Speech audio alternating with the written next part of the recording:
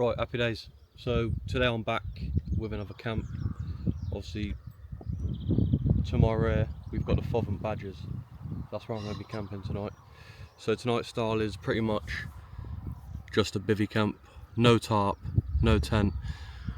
I have checked the weather. It's looking pretty good. But if it does downpour then we should be alright. I've just parked in a lay-by for now and we'll start moving.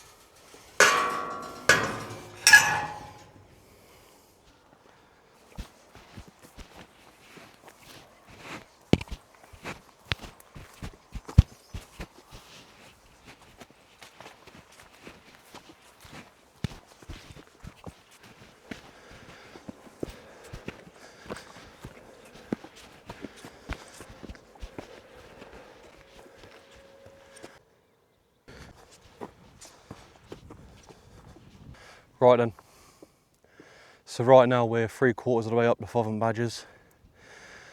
Alluded to in the lay-by, I'm going to be doing a bivvy camp up here tonight. So for those of you that don't know what the Fovant Badgers are, essentially they're chiselled out of chalk, cap badges of the regiments. 20 of them, there used to be 20 of them, scattered alongside this hillside. Only 9 remain to this day, and they take about £30,000 per year to upkeep them, to keep them in this condition. It's really amazing what people around there are doing. Yeah, so essentially 4 soldiers left for World War I. A lot of regiments came out. There's an Australian memorial chalk structure somewhere to my left hand side, and then there's 20 different regiments hung along this hillside here. So yeah, so my bivvy camp tonight is essentially just to pay homage to those veterans that ultimately lost their lives weeks, if not days, after leaving this location. Enough doom and gloom, we're pushing on.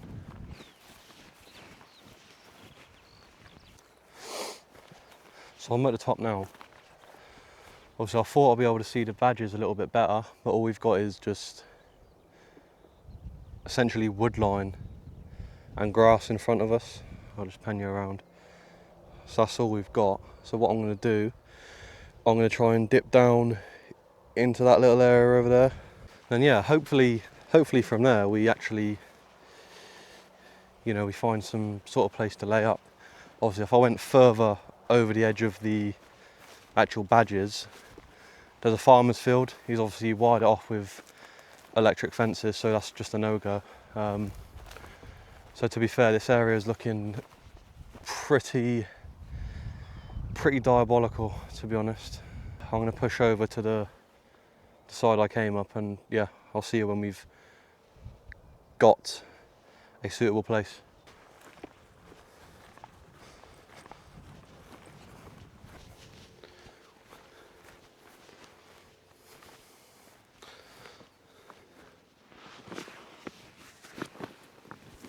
So I've just walked about 20 metres down that track I was just on, and I've seemed to found it's like a little divot. So essentially the wind's not too bad now. However, if it does come in later, it will sort of hopefully miss us, most of it anyway, to a certain point. So I found a nice sort of flat area, semi-flat area on the hill, and I'm going to get set up, get our roll mat out, get our sleeping bag out and just sit, taking the views and enjoy the sounds of nature.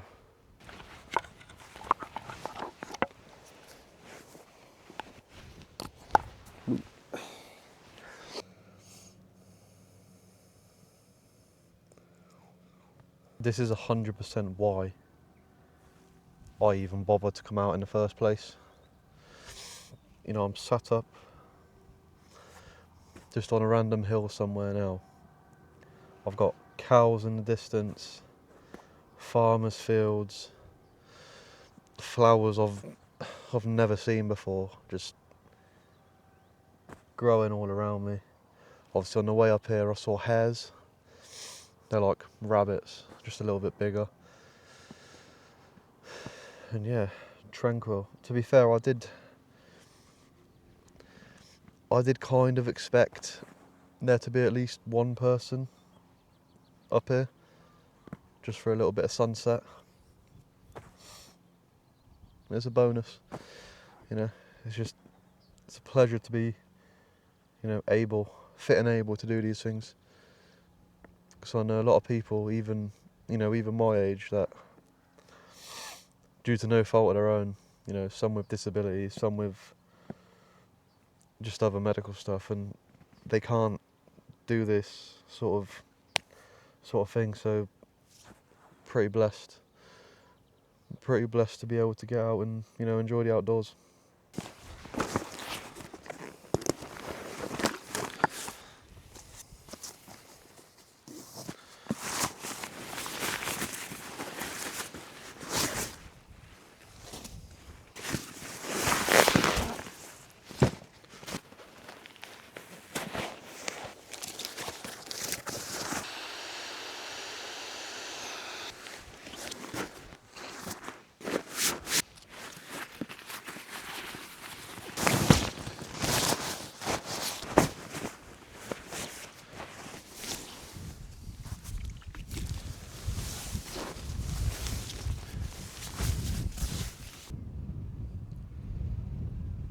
The wind's starting to pick up now, so I'm probably going to snuggle into that bivvy bag and try and maintain some warmth. Obviously tonight's going to be cold, no cloud coverage, for the most part anyway. And yeah, we'll get a brew on and then chill out. Tell you what, I've been in the bivvy bag for a matter of seconds. Oh my god, it is so warm. I'm not going to recommend it yet because I've not stayed the night. Yeah, give you my thoughts on it in the morning. So, in regards to Fovant Down, the actual route and the getting here, yeah, so it's about half an hour drive from where I live. All down country roads. It wasn't anything strenuous. It was pretty easy to get here. It was really good to see the badges, you know, that the men from over 100 years ago now carved into the hill, or carved out of the chalk and then moved to the hill. Yeah, hike up, not too bad. So I parked in the A30 lay-by, which is the Fovant Badges viewing point. So from there it was probably 15-20 minute walk to the top. So yeah, travel time in total for me was about 45 minutes. Obviously getting up here, it's very plain, so there's not really much shelter. I mean, there was a wood block to the right hand side of the badges, which I didn't go into, just conscious of obviously birds nesting this time of year. I didn't really, you know, I thought it'd be a cop out a little bit if I got here and sort of used the trees as cover. So yeah, we've got pretty good skies around us so far. It's pretty chill. Yeah, what I'm gonna do now, get a brew on, chat to the missus. Obviously she wants to know what I'm doing, where I'm at, but you know, I don't think she quite understands that I'm actually out camping. I'm not cheating on you.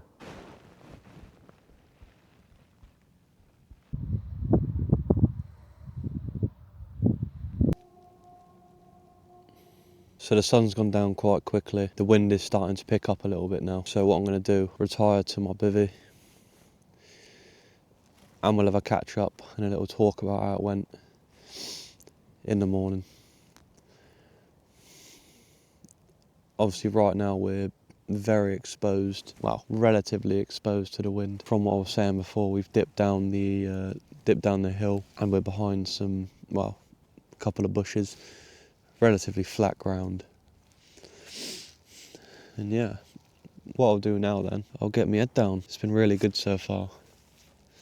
I do encourage to, you know, try get out at least once every week or once every 2 weeks, just to, you know, feel back in touch with nature rather than all this not seen so far. Apparently we're going to get rain at about 10 o'clock. It's currently 9 o'clock right now. We should be fine in this bivvy, but if it does get too drastic, we'll have to make a quick escape to the car, which, as I said, is 15-20 minute walk just down the hill. That's enough talking from me. I'll see you in the morning.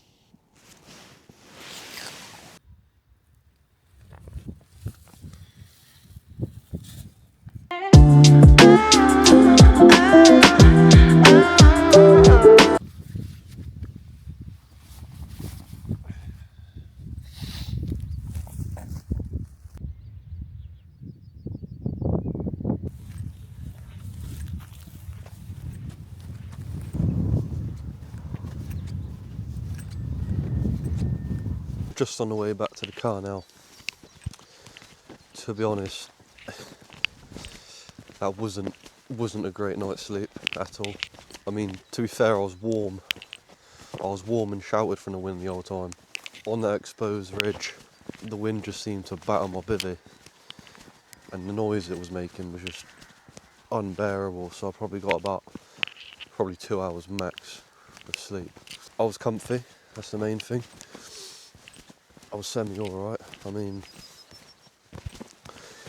you know, I was warm. That's all I was really, well, I wanted to sleep, but that's all I was really looking for, just being warm.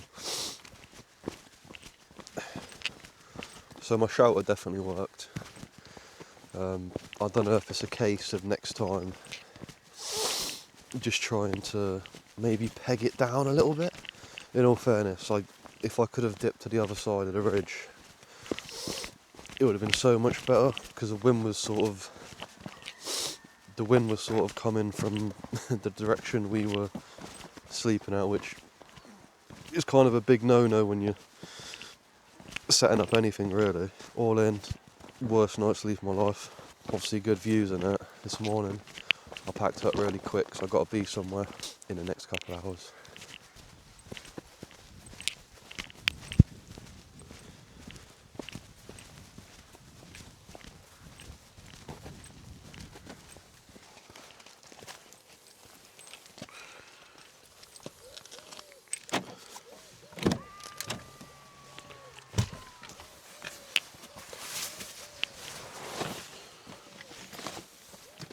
Right, so we've now just got back to the car, so it's probably a good time to end this video here really. Not bad, warmth wise. Noise, to be fair, the road noise was bearable, but that bivvy flapping in the wind just wasn't the one. If you enjoyed this video, please make sure to give it a like, and obviously drop me a subscribe. So next time, I don't know the plan at the moment. We're definitely going to get out on another wild camp, whether it's in Brecon, the Lake District, the Peak District, or Dartmoor, or maybe like a little stealth camp like we did last night. But yeah, for this sort of content, just give me a follow, subscribe, like, all that good jazz, and I'll see you maybe in the next video.